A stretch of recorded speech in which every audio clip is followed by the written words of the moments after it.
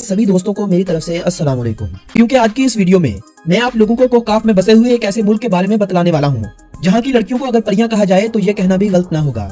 एक बहुत ही दिलचस्प तारीख के हामिल इस खित्ते के नौजवानों के हौसले बहुत ही बुलंद हैं। तभी तो कई सालों से अपनी आजादी की जंग लड़ रहे हैं और उम्मीद पर है कि बहुत जल्द उन्हें रूस से आजादी नसीब होगी। इस वीडियो के टाइटल से आप यकीनन समझ गए होंगे कि आज की यह वीडियो बहुत ही खूबसूरत मुल्क चेचनिया पर होने वाली है। मगर इस वीडियो का बाकायदा आगाज करने से पहले नए आने वाले सभी नाजरीन से गुजारिश है कि YouTube पर मौजूद है ताकि तमाम मालूमाती और सैर व सियाहत पर बनी गई ये वीडियोस आप लोगों को बर वक्त मौसूल हो सके। दोस्तों, चेचनिया की इंसानी तारीख उतनी ही पुरानी है जितनी साथ के हमसाया ममालिक अजरबैजान और जॉर्जिया की। चेचनिया की एक तरफ रिपब्लिक ऑफ दागिस्तान है जिसे दुनिया आज खबीब के नाम से पहचानती है और दूसरी तरफ जॉर्जिया की हदूद, जबकि बाकी दोनों तरफ से भी रूस की उन्हीं रियासतों में गिरा हुआ है जिन मुल्कों पर चेचनिया की तरह रूसी अफवाज कब्जा किए बैठी है। रूसी अफवाज का वही मिशन है जो उसने क्रीमिया में किया और दीगर मुस्लिम रियासतों की आजादी की आवाज को दबाए बैठी है। पहली जंग अजीम के दौरान 21 दिसंबर 1917 को दागिस्तान, अंगश्तिया और चेचनिया ने एक अलग अलग रियासत के तौर पर अपनी आजादी का ऐलान कर दिया और साथ ही साथ तीनों ममालिक के मुश्तरका इत्तेहाद से एक नई मुमलकत का वजूद पैदा हो गया जिसे उन्होंने mountainous republic of the northern कफकाज का नाम दिया। रूसी रियासत से इनकी अलहदगी ज्यादा देर तक न रह सकी। जल्द ही यह मुमलकत सोवियत इत्तेहाद का हिस्सा बन गई। दूसरी जंग अजीम में जोसेफ स्टालिन ने चीचन अवाम पर नाजी जर्मनी से साजबाज करने का इल्जाम लगाकर पूरी की पूरी चीचन आबादी को वस्त एशिया की एक रियासत कजाकिस्तान, जो उस वक्त सोवियत इत्तेहाद का हिस्सा थी, वहां भेज दिया। 13 साल तक चीचन अवाम जलावतनी की जिंदगी गुजारते रहे, लेकिन वतन वापसी के लिए उनकी यह मुहिम जारी रही। आखिरकार 1957 में चीचन अवाम के इस मुतालबे को मान लिया गया। चीचन रियासत दोबारा कायम हुई और लोगों को अपनी जमीनें वापस मिल गयी। मगर इसी दौरान हजारों चीचन मासूम शहरी मारे भी गए थे। सोवियत इत्तेहाद के दिनों में रूस का यह जुग्राफियाई इलाका रूस के लिए बहुत ज्यादा अहमियत का हामिल बन गया। तेल और गैस के बेशुमार ज़खायर ने इस खित्ते की किस्मत बदल दी। चेचनिया के दारुल हुकूमत ग्रोजनी का मंजर किसी यूरोपीय या किसी तरक्की याफ्ता शहर से कम न था। बुलंदो बाला इमारतें और मजबूत माइशत सोवियत यूनियन की तरक्की की भी एक बड़ी वजह थी। 90 की दहाई में जब सोवियत यूनियन टूटकर बिखरने लगी तो एक चीचन रहनुमा जोहर दोदोइफ ने, जो सोवियत इत्तेहाद में रूसी हवाई फौज के जनरल भी थे, ने चीचिया की हमायत में सोवियत फौज से इस्तीफा दे दिया और मुल्क की सोवियत इत्तेहाद से अलहदगी का ऐलान कर दिया। उन्होंने मुल्क को चीचन जमहूरिया अश्क्रिया का नाम दिया। इसके साथ ही चीचनिया में जंग का माहौल पैदा हो गया। अब एक तरफ जोहर दोदोइफ की फौजी और आजादी के मत वाले थे और दूसरी तरफ रूसी अफवाज। 1993 में दोनों ममालिक के दरमियान जंग शुरू हो गई जो 1996 में एक मुआहदे के बाद खत्म हुई। अलबत्ता इसी अरसे में दोदोइफ को एक हमले में रूसी अफवाज ने मौत की नींद सुला दिया था।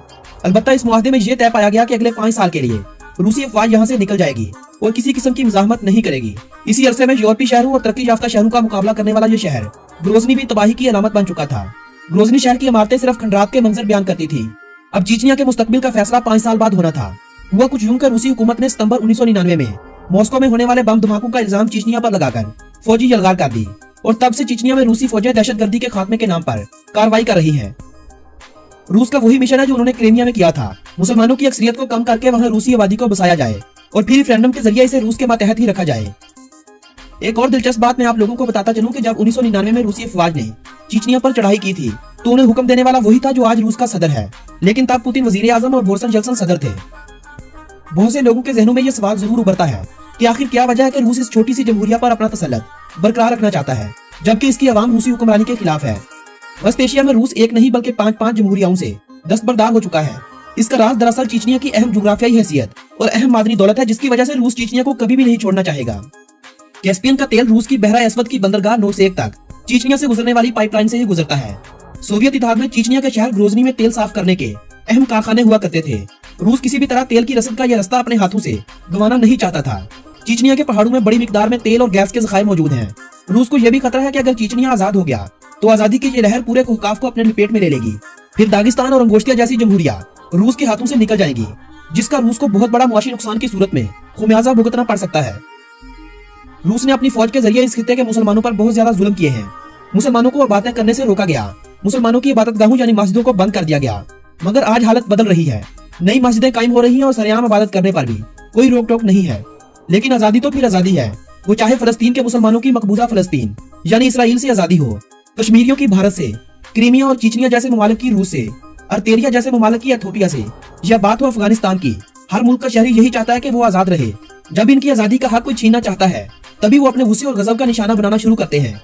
ये जितने भी मकबूजा इलाके आपको बताए हैं, क्या आप जानते हैं कि ये सब के सब मुसलमान हैं और मुसलमानों की नाकामी की एक बड़ी वजह हमारा एक न होना है। मुसलमान आजादी की आवाज उठाए तो गद्दार, दूसरा कोई आजादी की आवाज उठाए तो आजादी हक। हमें इससे क्या कि दूसरे मुल्कों में मुसलमानों के साथ क्या हो रहा है, हमें तो खुद की जेबें भरने से फुर्सत नहीं मिलती। हम तो खुद एक दूसरे को लूटने के चक्रों में पड़े हुए हैं। यकीन जानिए, जिस दिन हमने अपने हमसाये से ये पूछना शुरू कर दिया कि क्या तुमने आज का खाना खाया है या नहीं, वही दिन हमारी कामयाबी का दिन होगा। गुर्बत, भूख और अफलास के खात्मे का दिन होगा, और दिन होगा मुसलमानों की फतह का। वो फतह जो हमेशा मुसलमानों के साथ रहेगी, जिसे ना भारत, ना अमेरिका, ना इसराइल, ना कोई गोरा काला हमसे छीन सकता है। दोस्तों, बातों बातों में हम कहां से कहां निकल आए पता ही नहीं चला। जब बात हो रही है चेचनिया की तो बताता चलूं, इस मकबूजा मुल्क का रकबा 17,300 मरबा किलोमीटर है और अपनी आजादी के बाद ये मुल्क अपने रकबे के एतबार से दुनिया का 154वां बड़ा मुल्क माना जाएगा, जबकि इस मुल्क की आबादी 14,33,000 अफराद के करीब है। सन 1999 तक ग्रोजनी शहर इस मुल्क के दारुल हुकूमत के तौर पर इस्तेमाल होता रहा है, मगर आज इस शहर को सिर्फ आईनी तौर पर दारुल हुकूमत की हैसियत हासिल है, वगरना लंदन को ही इस मुल्क का दारुल हुकूमत माना जाता है। ग्रोजनी शहर अफगानिस्तान के दारुल हुकूमत काबुल से मिलता जुलता है। चीचन जुबान में ग्रोजनी धाड़ती, गुराती और हमलावर शेरनी को कहते हैं। इस शहर में 2 लाख के करीब अफराद रहाइश पजीर भी हैं। गैर मुल्की शहरियों को, खासकर पाकिस्तानियों, भारतीयों और बंगाली शहरियों को रूस के इस हिस्से में जाने के लिए एक तो रूसी वीजे की जरूरत होती है और दूसरा रूसी हुकाम से इस इलाके में दाखिले की इजाजत लेना पड़ती है, वगरना आपको 5,000 रूबल या इससे ज्यादा का जुर्माना हो सकता है और रूस से रिपोर्ट भी किया जा सकता है। मगर दिलचस्प बात यह है कि सख्ती के बावजूद भी 2018 में चीचनिया में 20,000 गैर मुल्की सियाहत की घर से आए थे। रूसी हुकूमत का दावा है कि चीचनिया में आजादी की तहरीकें दम तोड़ चुकी हैं, जबकि चीचनिया की आवाम दिल ही दिल में अपने सरबराह रमजान कदीरोव को मॉस्को की तरफ से मुसल्लत किया गया एक जालिम और जाबर हुक्मरान मानती है। ये बात मैं अपनी तरफ से नहीं कर रहा, ये आवाज है चीचनिया के उन नौजवानों की जो सोशल मीडिया पर बेनाम होकर अपने गमो गुस्से और रमजान कदीरोव के जुल्म का असल चेहरा दिखाते हैं। चेचनिया की 95% आबादी चेचन है, जबकि बाकी रूसी और दीगर नस्लों से ताल्लुक रखती है। चेचन आबादी 100% इस्लाम से ताल्लुक रखती है। यही वजह है कि चेचनिया में मुसलमानों की तादाद 95% के करीब है। दीगर 5% में ऑर्थोडॉक्स मसीही लोग यहाँ बसते हैं। चेचनिया की जब आजादी का ऐलान किया गया तो यहाँ से रूसी रूबल का खात्मा और रूसी जुबान की जगह चेचन जुबान को कौमी जुबान का दर्जा दिया गया। रूसी रस्म खत को भी खत्म कर दिया गया, जबकि करेंसी रूबल की जगह सोम करने की मंजूरी दे दी गई।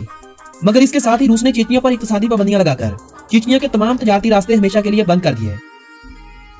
दोस्तों, चेचनिया का नाम जब भी लिया जाता है तो खूबसूरत पहाड़ों और परियों का समा इंसानी जहन में गर्दिश करने लगता है, और ये बात किसी हद तक सच भी है। इस मुल्क के खूबसूरत पहाड़ और खूबसूरत औरतें अपनी मिसाल आप हैं। चेचनिया के पश्चिम की बात की जाए तो इसमें सब्ज रंग इस्लाम की नुमाइंदगी को जाहिर करता है, सफेद रंग अमन की निशानी है जो वहाँ की अकलियतों को हासिल है, और सुर्ख रंग उन कुर्बानियों को जाहिर करता है जो वहाँ के लोगों ने आजादी की तहरीकों में अपना खून बहाकर दिया है। दोस्तों, रूसी जुबान में चेचनिया नाम का मतलब बहादुर शेरनी का है, जबकि ग्रे वुल्फ को इस मुल्क का कौमी जानवर कहा जाता है। वक्त के लिहाज से ये मुल्क पाकिस्तान से 2 घंटे पीछे है, जबकि भारत से ये 2.5 घंटे पीछे है। चेचनिया का मौसम ज्यादातर मौसम रहता है, अलबत्ता पहाड़ी इलाकों में सर्दियों में शदीद बर्फबारी भी होती है। चेचनिया की आमदनी में इजाफे की एक वजह वो 15,000 छोटी बड़ी ऑयल रिफाइनरी है जो चेचनिया में कायम है, और इस मुल्क के हसीन पानियों के चश्मे जो गैर मुल्की सियाहों को चेचनिया में खींच लाते हैं, वो भी चेचनिया की मईशत में इजाफे की एक बड़ी वजह बन रहे हैं। जबकि मुकामी आबादी भेड़ बकरियां और घोड़े पालकर गुजारा करती है। चेचनिया के कुछ इलाकों में लोगों का रोजगार ज़राअत से भी वाबस्ता है। चेचनिया के बहादुर फौजी जिन्होंने यूक्रेन जंग में रूस का साथ दिया था और दूसरी जंग अजीम में जर्मन अफवाज को धूल चटाई थी, दरअसल रूस की कमजोरी भी है जिन्हें रूस कभी भी खोना नहीं चाहता। शायद यही वजह है कि रूस ने वहाँ तालीमी निजाम और तमीर तरक्की में अरबों रूबल्स खर्च कर दिए हैं। चेचनिया में बेरोजगारी की शरह 70% जंग के दिनों में पहुंच चुकी थी, जो अब कम होकर 23% पर पहुंच चुकी है। रूसी शहरों से चेचनिया बजरिया ट्रेन, बस और हवाई जहाज के बासानी पहुंचा जा सकता है। मॉस्को से ग्रोजनी बाकायदा रोजाना की बुनियाद पर परवाजें आती जाती रहती हैं। चेचनिया में मुसलमान सुन्नी मुसलमान हैं। साल 2010 में जब दुनिया के दीगर कई ममालिक में लोग नबी आखिरुज़्ज़मान सल्लल्लाहु अलैहि वसल्लम की शान में गुस्ताखी करने वालों के खिलाफ जमा होना शुरू हो गए, तो चेचनिया के दारुल हुकूमत ग्रोजनी में 10 लाख चेचन लोगों ने एहतजाज में शिरकत करके इस बात का यकीन दिलवाया कि अपने नबी पाक की शान में गुस्ताखी किसी भी सूरत बर्दाश्त नहीं की जाएगी। हम चेचनिया के लोगों, खासकर वहाँ के मजलूम मुसलमानों के लिए दुआ गो हैं कि खुदाया उन्हें आजादी नसीब फरमा, वगरना उन्हें रूसी फौज के उस जुल्म से महफूज रख जिनका वो 2 दहाइयों से शिकार होते आ रहे हैं। आमीन सुम्मा आमीन। दोस्तों, ये थी चेचनिया के बारे में दिलचस्प मालूमात पर मबनी एक खूबसूरत सी वीडियो।